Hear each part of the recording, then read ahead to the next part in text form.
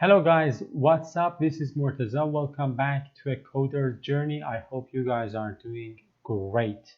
In the last video, we kind of talked about RxJS, right? And we talked about the fact that RxJS is basically a set of extensions for JavaScript, which helps us build reactive applications. Applications that are all about, the flow of data and being responsive to asynchronous events. And in this video, what I want to do is to talk about the importance and the significance of RxJS in the context of Angular applications.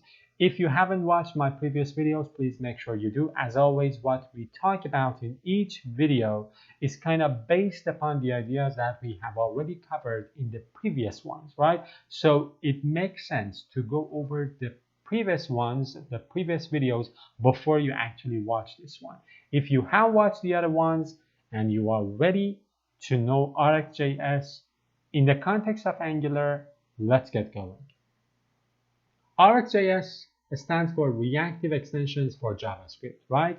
So it's a library that brings the principles of reactive programming to JavaScript. Reactive programming is about being responsive to user input, right? And to asynchronous events. And I told you in the last video that RxJS and reactive extensions for JavaScript can be used in Angular, but reactive extensions is not just about, JavaScript. It has been implemented for other programming languages like C# as well. But in the context of Angular, we are using RxJS, which is the implementation of this reactive programming techniques for JavaScript.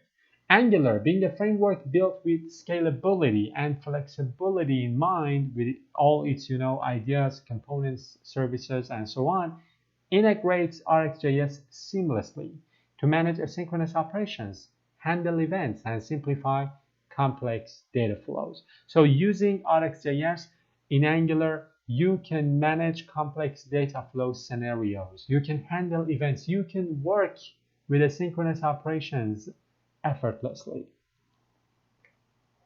In this series, we will explore the fundamental concepts of RxJS, from observables, observers, operators, and other advanced techniques. We will dive into real-world applications, right? We will talk about testing strategy. We will talk about performance optimization techniques. And we will talk about the full potential of RxJS in your Angular projects. So if you guys are curious about learning to use and leverage RxJS and its, different concepts like observables, observers, operators in your Angular applications, this is the series for you. I highly recommend watching this series till the very end.